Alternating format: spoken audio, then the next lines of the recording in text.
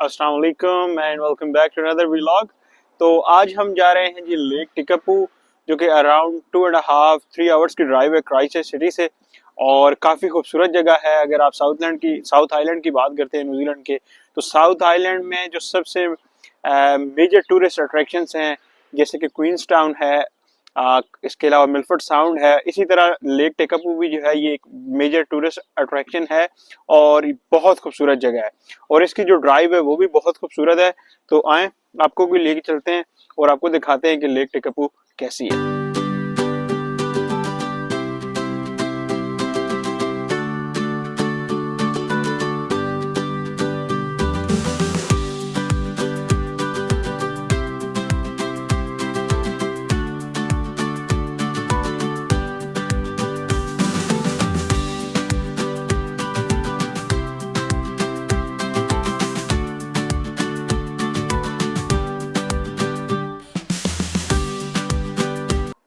तो हम जा रहे हैं जी टिकापू। ये अभी हम जेरल्डीन से को अराउंड 20 किलोमीटर अवे हैं।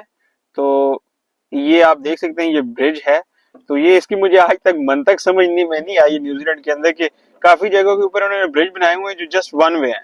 तो ये भी, अब ये देखिए, अब इसको चाहें तो बड़ा कर सकते हैं, टू वे हो सकता है आराम से। आप दोनों साइड की गाड़ियां आ जा सकती हैं, लेकिन काफी जगह के ऊपर आपको इस तरह के ब्रिज नजर आते हैं जो वन वे है, कि आपको रुकना पड़ता है। इट डिपेंड्स कि आप कौन सी साइड पे, अगर आपका राइट है तो आप उधर से आप आते हो। समटाइम्स आप जहाँ से आप जा रहे होते हो वहां से राइट होता है कि आपका राइट है, आप जा सकते हो। समटाइम्स ये होता है कि उस साइड से आपका राइट नहीं होता, तो you have to wait from the other side.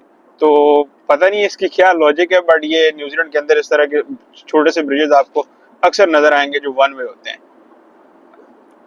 तो अभी हम पहुंचे हैं जी जेरल्डीन। एक बड़ा छोटा सा खूबसूरत टाउन है।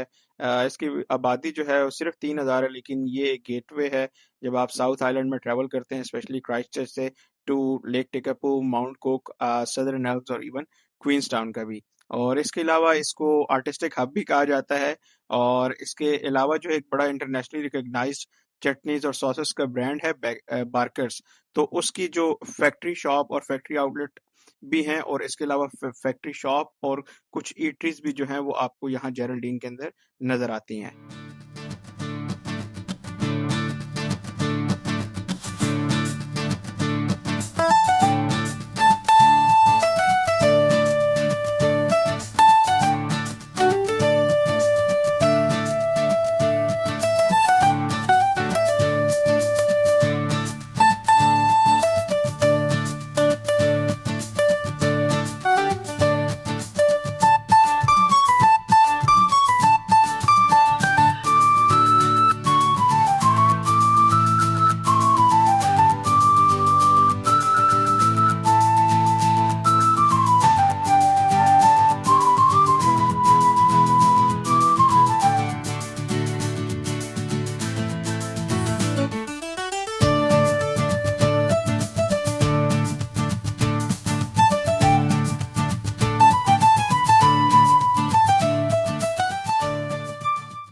So we are heading to Fairleigh and we have covered around 70% of our distance. और फेयरली से फिर हम आगे फर्दर इंशाल्लाह लेक टिकापू की तरफ जाएंगे।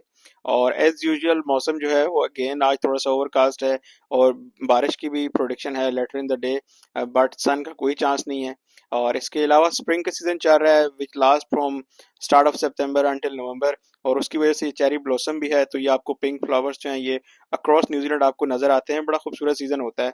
और वेदर भी जो है इस सीजन के अंदर काफ़ी अनप्रडिक्टेबल होता है। सम डेज होंगे बहुत गर्मी होगी और अचानक फिर बारिश होने लगेगी।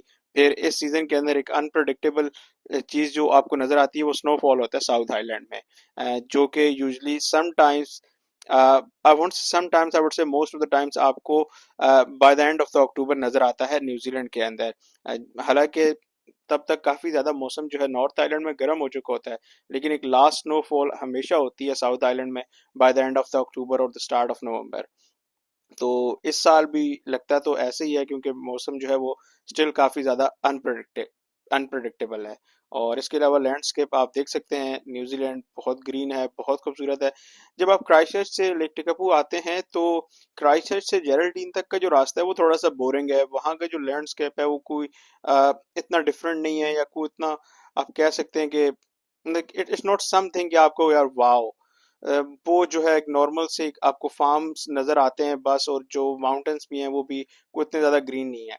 लेकिन जब आप जेरल्डीन से निकलते हैं लेक टेकापू की तरफ, तो लैंडस्केप जो है वो काफी ज्यादा चेंज हो जाता है। फिर आपको बहुत ज्यादा ग्रीनरी नजर आती है, फिर आपको स्नो कवर्ड पीक भी नजर आना शुरू हो जाती है। तो लैंडस्केप जो है वो फिर हर थोड़े टाइम के बाद चेंज होता रहता है। उसमें फिर आपको पहाड़ भी नजर आते हैं, फिर आपको इसके अंदर फार्म्स भी नजर आते हैं, फिर स्नो कवर्ड पीक भी आपको नजर आती हैं, आपको ग्रीन लश ग्रीन मेडोज भी नजर आते हैं। ये आप सामने देख सकते हैं पहाड़, इन सब के ऊपर जो है वो स्नो पड़ी हुई है। इवन दो कि अक्टूबर का महीना है, लेकिन स्टिल जो है स्नो आपको पीक्स के ऊपर अभी भी नजर आती है। और मौसम भी जब आप इधर पहुंचते हैं तो काफी ज्यादा ठंडा हो जाता है।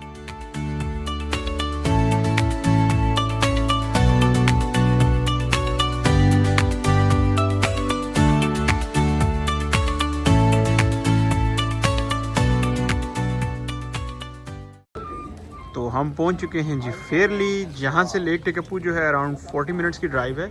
लेकिन ये जो जगह फेमस है वो है इस फेयरली बेक हाउस की वजह से।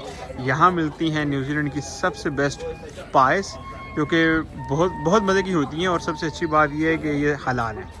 तो ये आप लाइन देख सकते हैं, ये बाहर तक सारी लाइन लगी हुई है, क्योंकि आज वीकेंड है। तो जो भी लोग टिकपू आते हैं वो यहाँ की पाए लाजमी खाते हैं। तो ये एक्चुअली छोटा सा टाउन है, मैं आपको दिखाता हूँ। आप बड़ा खूबसूरत टाउन है बेसिकली।